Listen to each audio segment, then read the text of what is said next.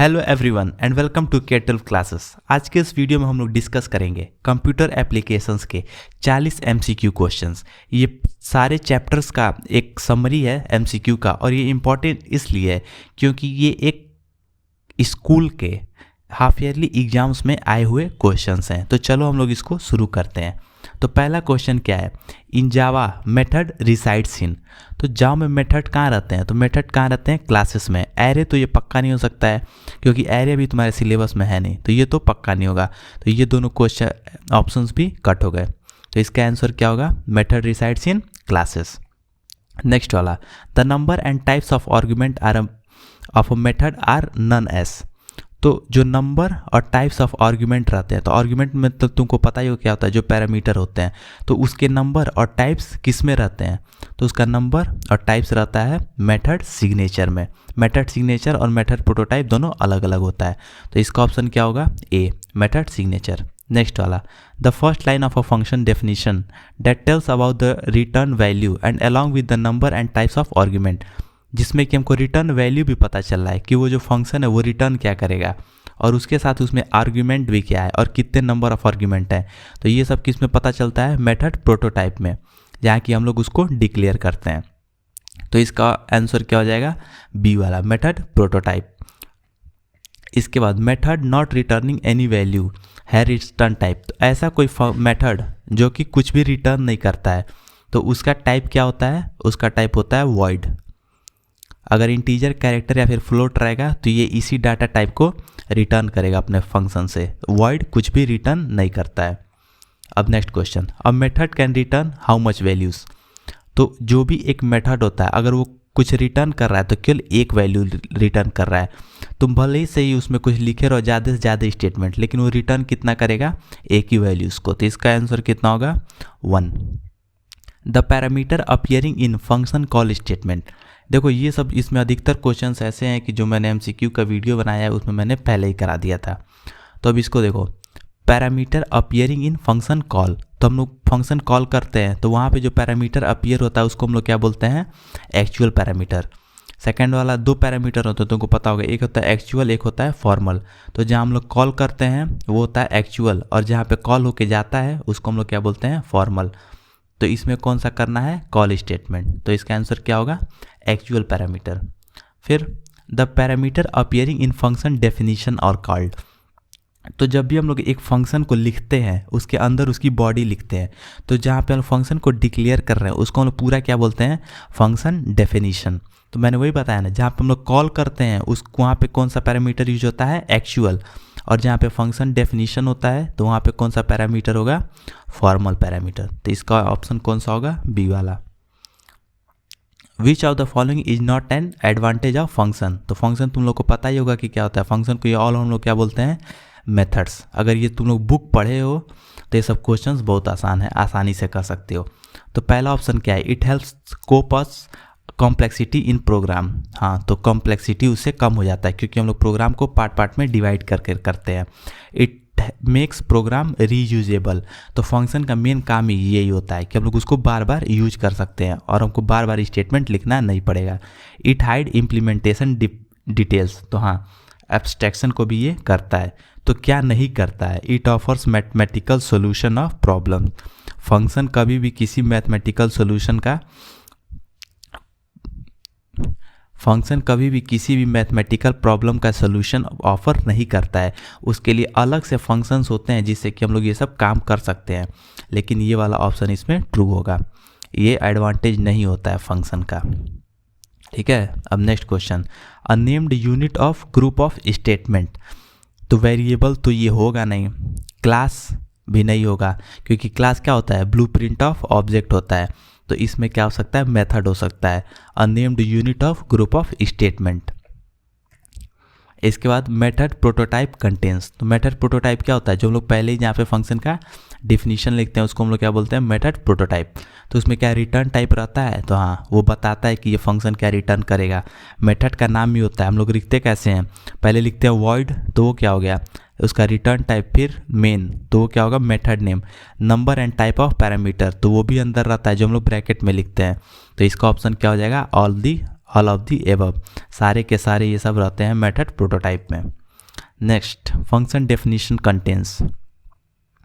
Function definition में क्या क्या होता है? फंक्शन प्रोटोटाइप, तो फंक्शन प्रोटोटाइप क्या होता है? पहला वाला वो भी रहता है, बॉडी ऑफ फंक्शन ये भी रहता है, ये दोनों के दोनों रहते हैं, तो इसका ऑप्शन क्या हो जाएगा? ए एंड बी बोथ, क्योंकि एक फंक्शन डेफिनेशन में प्रोटोटाइप और बॉडी ऑफ फंक्शन दोनों रहते हैं।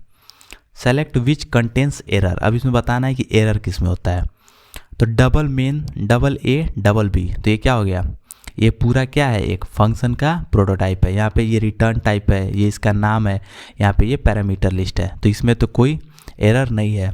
Int main, int A, int B, इसमें भी कोई एरर नहीं है। अब इसमें देखो void main double A comma B, तो देखो एक एरर तो यहीं पे है कि डबल नहीं लिखा है। जब भी हम कोई पैरामीटर लिखते हैं तो उसका रिटर्न टाइप हम लोग को लिखना पड़ता है, कौन सा वैल्यू वो ले रहा है। तो जैसे ये डबल ए है तो यहाँ पे डबल बी, तो यहाँ पे तो एक एरर है ही, ठीक। उसके बाद वॉइड मेन है, तो जब ये वॉइड है तो ये कोई रिटर्न नहीं करेगा। तो एरर किस में है? इस वाले में, थर्ड वाले में, वॉइड मेन में, ठीक है। तो थर्ड वाला इसका ऑप्शन करेक्ट होगा। फिर which is invalid variable type, variable कौन सा नहीं होता है? तो लोकल, हाँ वेरिएबल एक होता है, इंस्टेंस वेरिएबल भी होता है, लेकिन क्लास का कोई वेरिएबल नहीं होता है। तो इसका ऑप्शन क्या होगा? क्लास। क्लास एक इनवैलिड वेरिएबल टाइप है। वेरिएबल कितने होते हैं?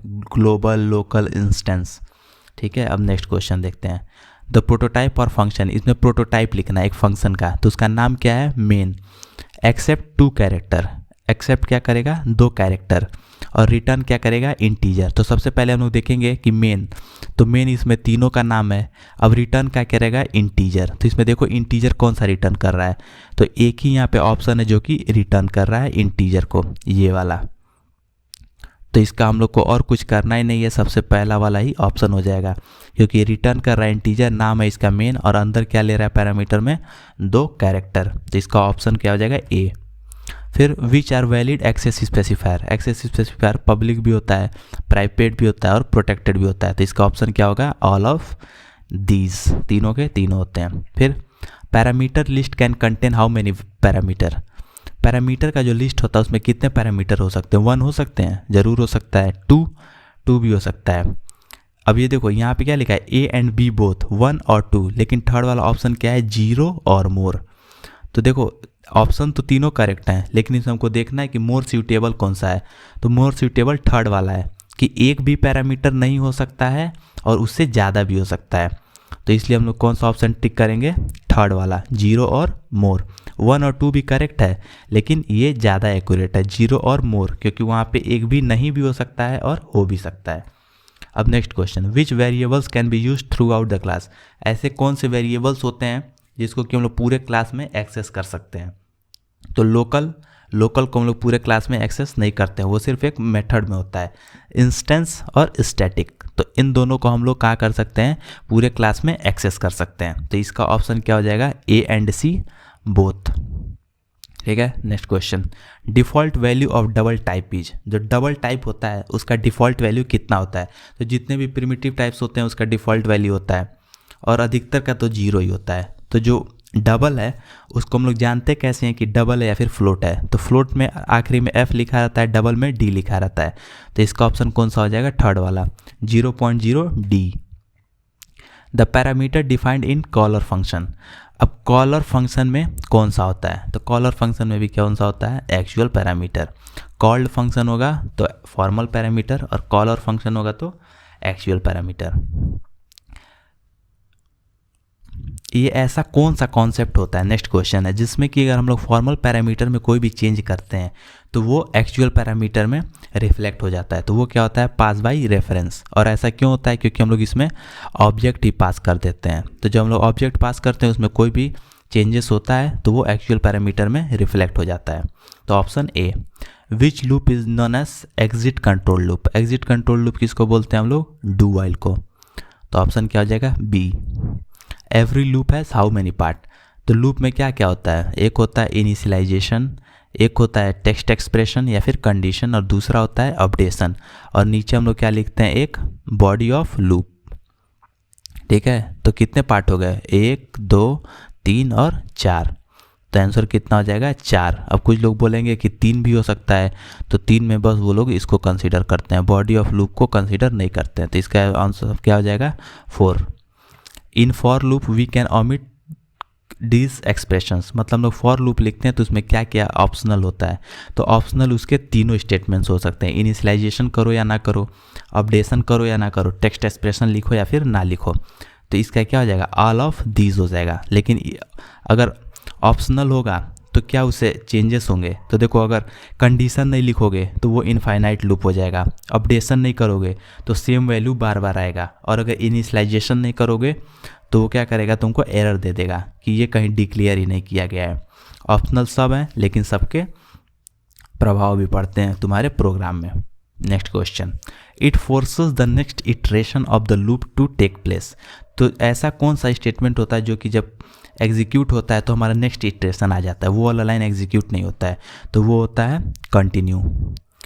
ब्रेक से क्या होता है, लूप कंट्रोल लूप से बाहर चला जाता है, कंटिन्यू में नेक्स्ट इटरेशन एग्जीक्यूट हो जाता है। अब next question, which loop execute at least once, तो एक बार डू वाइल एग्जीक्यूट करता है जरूर, क्योंकि ये एग्जिट कंट्रोल होता है, इसमें कंडीशन लास्ट में देखा जाता है। अब नेक्स्ट क्वेश्चन, इसमें आउटपुट तुमको देखना है, तो इंट ए यहाँ पे डिक्लेयर हुआ है, फॉर ए का वैल्यू कितना 10, ए इज़ ग्रेटर देन 8, तो कंडीशन ट्रू हो जाएगा, तो क्या होगा, सबसे पहले ए प्रिंट होगा, तो ए का वैल्यू कितना है 10, तो 10 यहाँ पे प्रिंट हो रहा है, इसमें सिंटेक्स एरर है तो ये रॉन्ग हो गया। 7 ये भी नहीं होगा तो ये भी रॉन्ग हो गया, नन ऑफ दिस ये भी रॉन्ग है, तो सबसे पहले ही तुमको देख के पता चल गया कि यही वाला वैल्यू होना चाहिए। अब चलो इसको चेक कर लेते हैं, तो 10 पहले आ गया, फिर से यहाँ पे जाएगा अपडेट होगा तो कितना हो जाएगा माइनस माइनस ए, तो 10 का वैल्यू कितना हो गया 9, तब 9 प्रिंट हो जाएगा, फिर से क्या होगा माइनस माइनस ए, तो इसका वैल्यू कितना हो जाएगा 8, कंडीशन चेक होगा ग्रेटर देन और इक्वल्स टू, तो इक्वल्स है तो 8 प्रिंट हो जाएगा, तो पहला वाला ऑप्शन हमारा सही था। इसको तुम लोग यहाँ से भी देख के पहले ही निकाल देते क्योंकि इसमें से कहीं मैच ही नहीं कर रहा था। How many times loop will execute, ये लूप कितनी बार एग्जीक्यूट होगा, तो इसमें टाइम्स देखना है, तो आई से ये होगा, तो आई का वैल्यू कितना है 2, तो प्लस प्लस आई, तो पहली बार कितना हो जाएगा 3 इज़ लेस देन 6, तो ये कंडीशन ट्रू हो जाएगा, तो एक बार हो गया, फिर ये वैल्यू अपडेट हो जाएगा, फिर कितना हो जाएगा 4, तो 4 से भी कंडीशन ट्रू हो जाएगा, तो कितना हो जाएगा 2 बार, फिर से 5 हो जाएगा, ये यहाँ पे अपडेट हो गए, तब भी ये कंडीशन ट्रू होगा, तो कितनी बार हो गया 3। अब जब 6 आई का वैल्यू हो जाएगा तो 6 इज़ लेस देन 6, तो ये कंडीशन फॉल्स हो जाएगा, तो पूरा हमारा लूप कितनी बार एग्जीक्यूट किया 3, तो ये ऑप्शन हमारा कितना हो जाएगा 3 is the correct option. Next question देखते हैं, नेक्स्ट क्वेश्चन क्या है, how many varieties of statement are there, तो इफ़ स्टेटमेंट कितने होते हैं, एक होता है इफ़ एल्स, एक होता है नेस्टेड इफ़ और एक होता है इफ़ एल्स लैडर, तो टोटल कितने हुए 3, तो हमारा ऑप्शन कितना हो जाएगा 3 types of if statement. Next, when there are more than 1 options available we can use, if statement हम लोग यूज कर सकते हैं जब 2 ऑप्शन है, तो नहीं। मल्टीपल इफ़, तो मल्टीपल इफ़ को यूज कर सकते हैं जब 2 ऑप्शन है, इफ़ के अंदर एक और इफ़ एल्स लैडर ये भी हो सकता है, इफ़ अगर कंडीशन ट्रू है तो एल्स, अगर कंडीशन ट्रू है तो इफ़, नहीं तो एल्स, और अगर वो भी नहीं ट्रू है तो उसके अंदर भी हम लोग कुछ लिख सकते हैं, तो ये दोनों करेक्ट है, तो इसका करेक्ट ऑप्शन क्या हो जाएगा B and C both, option number D. Next, we can use, इसमें से हम लोग कौन सा ऑपरेटर ऐसा है जो कि स्विच केस में यूज कर सकते हैं, तो एंड कहीं नहीं यूज होता है, और भी नहीं यूज होता है, नॉट भी नहीं यूज होता है, तो हमारा ऑप्शन करेक्ट क्या हो जाएगा none of this, option D. Menu driven program can be made using function argument, ऐसा तो कुछ नहीं होता है, स्कैनर क्लास हो सकता है, बफर रीडर हो सकता है, तो ये दोनों सही है, तो हमारा ऑप्शन क्या हो जाएगा B and C both, option number D. उसके बाद इसमें हमको वैल्यू निकालना है, सेल्स का वैल्यू कितना है 5000, double sales, tax is equals to 0, तो देखो इसमें वैल्यू किसका निकालना है टैक्स का, तो टैक्स का यहाँ पे डाटा टाइप कौन सा है डबल, तो वैल्यू डबल में आएगी, तो ये 250 और 500 तो होगा ही नहीं, इन्हीं दोनों में से कोई एक वैल्यू होगा।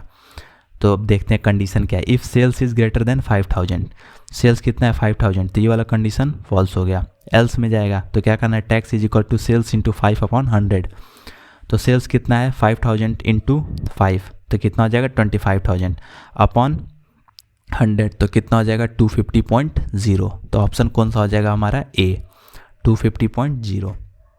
Next, find output, system dot out dot print math dot POW 10, तो इसका आंसर कितना हो जाएगा 0.01। Next find the output mat.sqrt mat.abs minus 6.25। तो mat.abs से क्या होता है, जब भी कोई एक निगेटिव रहता है तो वो पॉजिटिव हो जाता है, तो ये पॉजिटिव में कितना हो जाएगा, माइनस हट जाएगा तो कितना हो जाएगा 6.25। उसके बाद mat.sqrt, तो sqrt से क्या होता है, स्क्वायर रूट निकलता है, तो 6.25 का स्क्वायर रूट कितना हो जाएगा 2.5। तो ऑप्शन हमारा कौन सा हो जाएगा A. Which of the following is unary operator, plus नहीं ये बाइनरी होता है, ये भी रिलेशनल ऑपरेटर है, तो हमारा आंसर कौन सा हो जाएगा ये वाला प्लस प्लस। ये कौन सा है ऑपरेटर है, यूनरी, हम लोग कैसे लिख सकते हैं प्लस प्लस ए, तो ए का यहाँ पे इंक्रीमेंट हो जाएगा, सिर्फ कितना लिया एक ऑपरेंड, तो ये कौन सा है unary operator. Which of the given operator है हायर प्रेसिडेंस, तो सबसे ज़्यादा प्रेसिडेंस किसका होता है इस मल्टीपल साइन का। Find the value of C का वैल्यू निकालना है, ठीक है। तो C equals to A modulus B, modulus से क्या होता है रिमाइंडर, तो A का वैल्यू कितना है 5, B का वैल्यू कितना है 8, तो 5 मॉडुलस 8, रिमाइंडर कितना आ जाएगा 5, ऑप्शन नंबर ए।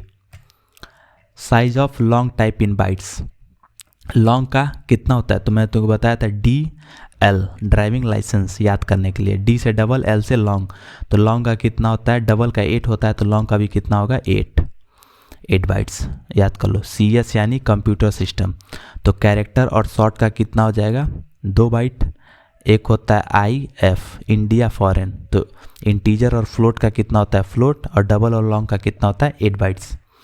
अब हम लोग लास्ट क्वेश्चन देखते हैं। जावा कंपाइलेशन प्रोसेस रिक्वायर्स इंटरप्रेटर चाहिए, कंपाइलर भी चाहिए, तो ऑप्शन क्या हो जाएगा A and B both, option number C।